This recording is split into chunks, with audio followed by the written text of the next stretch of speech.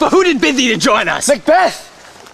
He needs not our mistrust, since he delivers our offices and what we have to do to the direction just. Then stand with us. The west yet glimmers the sun streak of the day. Now spurs the lady traveler takes to gain the timely in. And near approaches the subject of our watch. Are you so gospeled to pray for this man and his issue, whose heavy hand have bowed you to the grave and beggared yours forever? Know that was he in times past which held you so under fortune. How you were born in hand, how crossed the instrument, how you wrought with them and all else might, to half a soul and half a cray, say thus did Banquo. He made it known to us. Is patience so predominant in your nature that you can let it go? For we are men. If you have a station in the file, I will put this business in your bosom, which in his death were perfect. I am one whom the vile blows and buffets of the world have so incensed that I am reckless what I do, despite the world. And I another, so weary with disasters, tugged with fortune, that I would set my lie on any chance to mend it or be rid of it.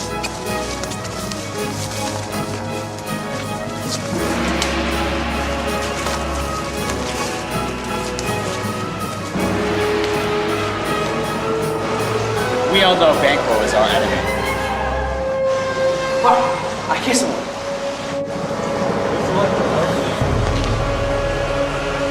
Then 'tis he, and the rest that are within the note of expectation already are in the court. His footfalls walk about. Almost a mile, but he does usually. So all men do. Hence from the top, we can go there. A light, a light! 'Tis he. Stand to it. It will be rain tonight. Then let it come down.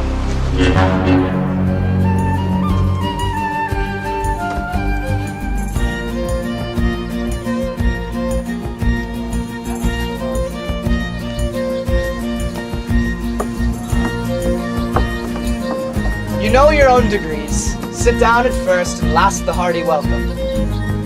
Thanks to your majesty.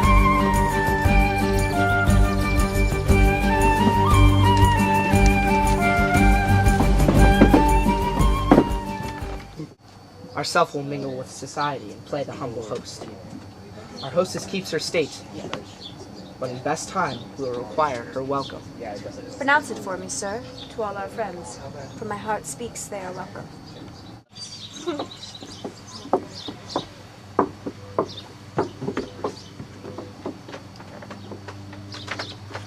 There's blood on your face. Tis Banquo's then.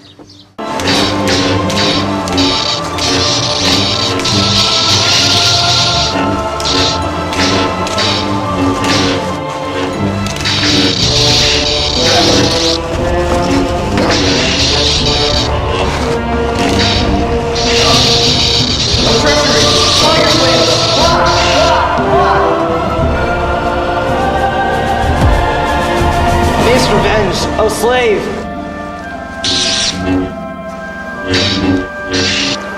You did strike out the light? Was that the way? But there's but one down. The sun has fled. We have lost. Best hammer out there. Well, let's away and say how much is done. It's better thee without than he with him. Is he dispatched? My lord, his throat is cut. That I did for him.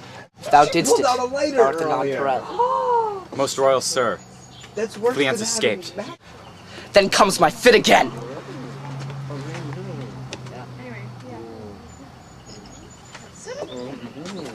But Banquo's safe. Aye, my good lord. Safe in a ditch he bides, with 20 trench gashes in his head, the least of which are death to nature. Thanks for that. Get thee gone. Tomorrow we'll hear ourselves again. My royal lord, you do not give the cheer. The feast is sold, that is not often vouched, while 'tis making. Sweet remembrancer. Now good digestion wait on appetite, and health on both. May it please your highness sit. Here had we now our country's honors rooved. Were the graced person of our Banquo present, whom may I rather challenge for unkindness than pity. His absence, sir, lays blame upon his promise. Yes, please your highness, do grace us with your royal company. The table's full. Here, sir, a place reserved for you. Where? Right here, my good lord. What is it that moves your highness? Which of you has done this? Rise, gentlemen, your majesty's not well. Sit, worthy friends. My lord is often thus, and hath been from his childhood. Pray you keep seat. The fit is momentary. Upon thought, you will be well again. If you much note him, you shall offend him, and extend his passion. Feed, and regard him not. Are you a man? Aye, and a bold one. I dare look on that in which might appall the devil.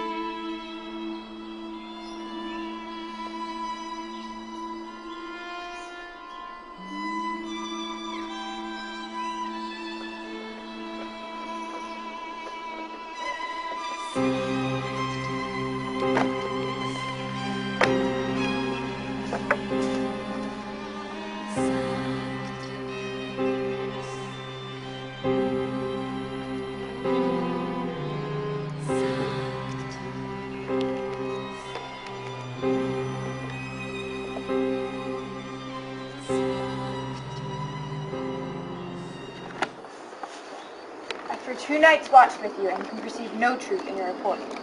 When was it she last walked?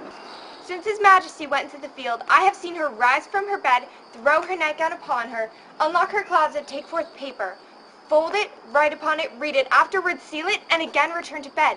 Yet all this while in a most fast sleep. A great perturbation in nature, to receive at once the benefit of sleep and do the effects of watching. In this slumbery agitation, what, at any time, have you heard her say? That, sir, which I will not repeat after her. You may to me, and 'tis most meet you should. Not to you nor anyone, having no witness to confirm my speech. Lo you, here she comes. This is her very guise, and upon my life, fast asleep. How came she by this light? It stood by her. She has light by her continually. 'Tis her command.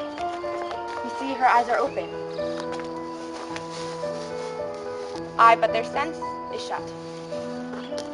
What is it she does now?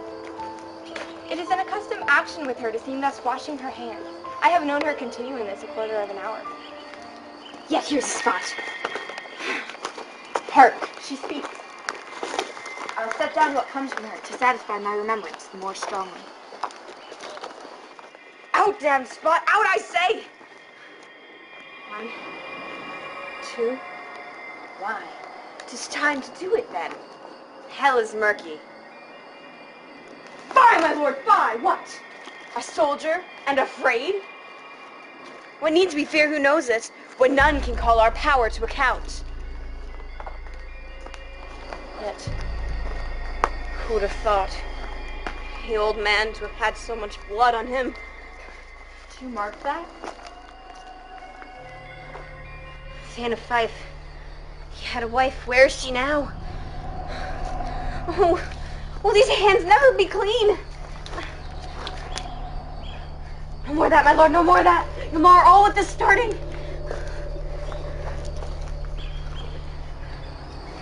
Go to. You've known what you should not. She has spoke what she should not, I am sure of that. Heaven knows what she has known.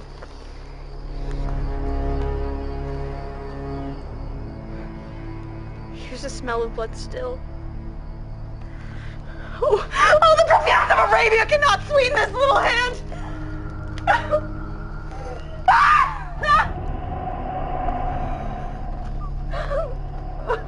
What a sigh is there. The heart is sorely charged.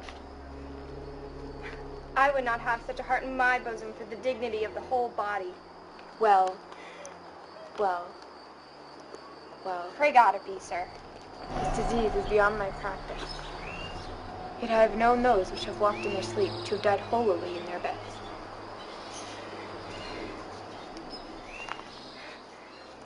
Wash your hands. Put on your nightgown. Look not so pale. I tell you yet again, Banquo is buried. He cannot come out on his grave. To bed! To bed! There's knocking at the gate. Come give me your hand. What's done cannot be undone. To bed! To bed. To bed. Will she go now to bed? Directly. Foul whisperings are abroad. Unnatural deeds do breed unnatural troubles. Infected minds, their deaf pillows will discern their secrets. Look after her, and remove from her the forms of all annoyance, and still keep eyes upon her. So good night. I think, but dare not speak. Good night, good doctor.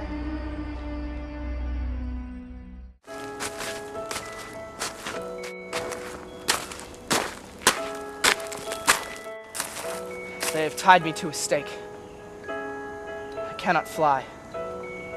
But bear-like, I must fight the course. What's he that was not born of woman? Such a one am I to fear, or none.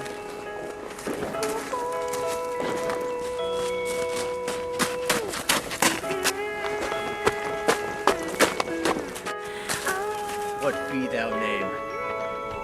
Thou'lt be afraid to hear it. No, though thou callest thyself hotter name than any is in hell. My name's Macbeth. The devil himself cannot pronounce a name more hateful to mine ear.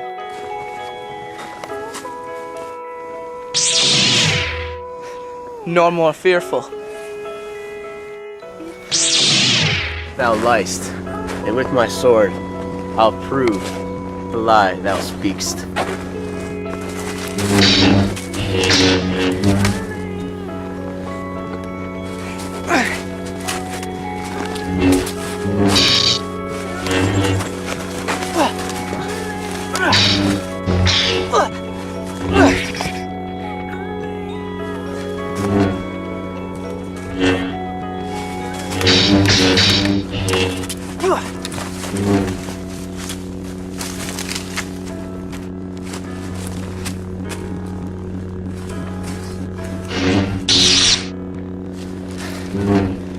Thou wast born of woman, but swords I smile at, brandished by a man of woman born.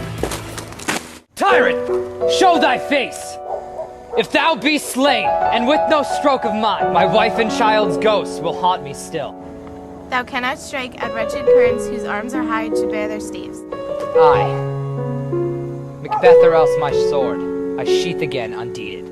Let me find him, Fortune! And more, I beg not. Why should I play the Roman fool and die on my own sword? Whilst I see lives, the gashes do better upon them.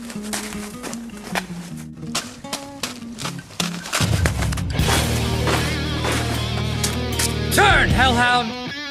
Of all men else I've avoided thee, but get thee back! My soul is too charged with the blood of thine. I have no words. Thou bloodier villain than terms can give thee out.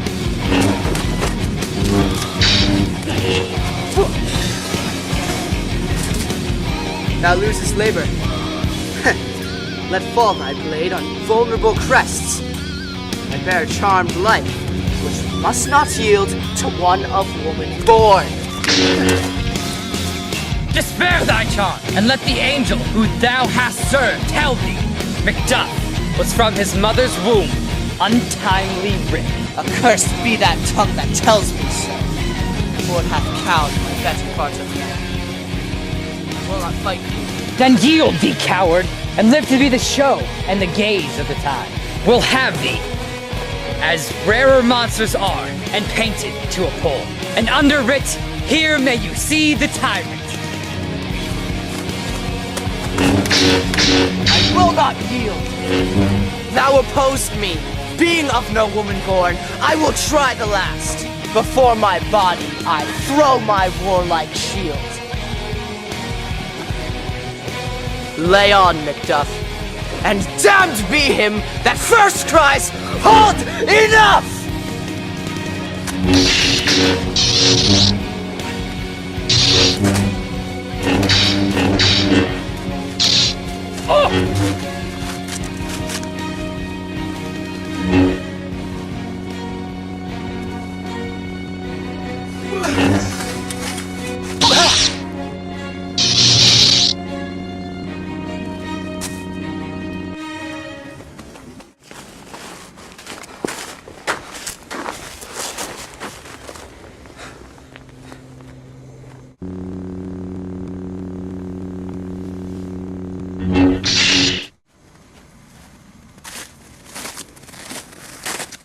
Hail, King! For so thou art. Behold! Where stands the usurper's cursed head. The time is free.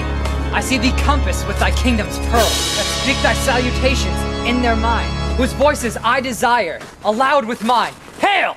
King of Scotland!